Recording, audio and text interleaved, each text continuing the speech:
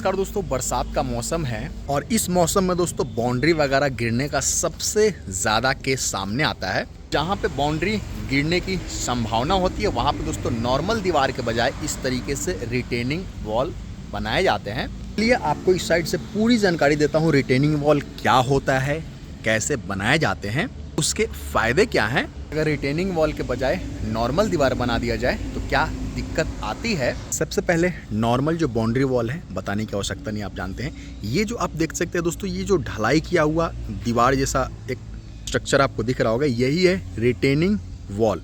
यहाँ पे दोस्तों रैंप बनाए जा रहे हैं। सबसे पहले तो आप मतलब समझ लीजिए कि रिटेनिंग वॉल, वॉल मतलब दीवार होता है और रिटेनिंग का मतलब होता है रिटेन करना, मतलब कि जिस स्थिति में है उसी स्थिति में बनाए रखना। देख सकते हैं दोस्तों, ये हाईवे है, ये हाईवे है, ठीक है। और हाईवे के बगल में जितने भी ज़मीन होते हैं दोस्तों, आमतौर पे 10 से 15 फीट इस तरीके से गहराई में रहते हैं। उस वाले दीवार को देखेंगे दोस्तों तो उस साइड भी आपको जो है वो खाली लगेगा और इस साइड भी कोई भी लोड नहीं है। लेकिन इस वाली दीवार पे देखेंगे तो रोड के साइड बहुत ज़्यादा ऊंचाई है, तो बहुत ज़्यादा मिट्टी भरा हुआ है। और रोड के उल्टे साइड में देखेंगे दोस्तों, आपके बाउंड्री के अंदर में देखेंगे बिल्कुल ये खाली है। और ऐसे में क्या होता है कि जो मिट्टी का एक तरफा लोड है ना, इस वाले दीवार को नॉर्मल दीवार दिया जाए दोस्तों, बीम कॉलम दिया जाए भी, फिर भी दोस्तों वो अंदर की तरफ उसको ढकेल देगा, क्योंकि इधर से उसको सपोर्ट नहीं मिल रहा है, ठीक है। तो इस कंडीशन में आप समझ गए होंगे किस कंडीशन में रिटेनिंग वॉल की आवश्यकता पड़ती है। डिपेंड करता है दोस्तों, इसको बनाने का जो तरीका है वो डिपेंड करता है कि कितना ज़्यादा मिट्टी का लोड इस वाले दीवार को कैरी करना है। तो इस वाले रिटेनिंग वॉल में आप अगर ध्यान से देखेंगे ना, तो इसमें जो है वो 2 जाली का प्रयोग किया गया है, वो नंबर 1 और नंबर 2, ठीक है।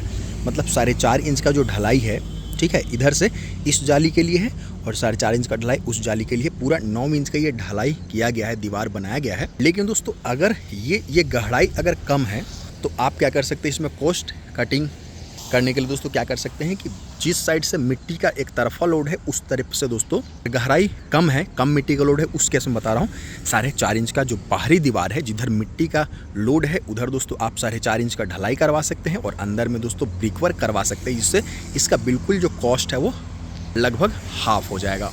चीज़ गांठ मान ले, रिटेनिंग वॉल को भी दोस्तों कॉलम के सहारे की आवश्यकता होती है, ठीक है। दोस्तों आपने देखा रिटेनिंग वॉल क्या होता है, इसकी आवश्यकता क्यों पड़ती है और इसको किस तरीके से बनाया जा सकता है। इसमें दोस्तों ज़रूरत के हिसाब से ये जो डाया है ना सरिया का, इसको चेंज किया जाता है। आमतौर पे यहाँ पे दोस्तों 8 mm का जो सरिया है दोस्तों, वो 2 लेयर में आप देखेंगे कि यहाँ पे काम किया जा रहा है, ठीक है। ये डिपेंड करता है टोटली कि इस दीवार पे कितना लोड पड़ने वाला है, उसके हिसाब से सिंगल जाली भी दे सकते हैं, डबल जाली भी दे सकते हैं। जो लोग सिंगल जाली देते हैं उनको अंदर की तरफ से ब्रिकवर्क करवाना पड़ता है ताकि दीवार को सपोर्ट मिले, और बाहर की तरफ से ढलाई करवाएं और अंदर की तरफ से ब्रिकवर्क करवाएं अगर हाइट कम है तो, ठीक है। रिटेनिंग वॉल हमेशा दोस्तों इस तरीके से बीम से ही स्टार्ट होते हैं, ठीक है। फिर मिलता हूँ, इजाज़त दीजिए, नमस्कार, धन्यवाद।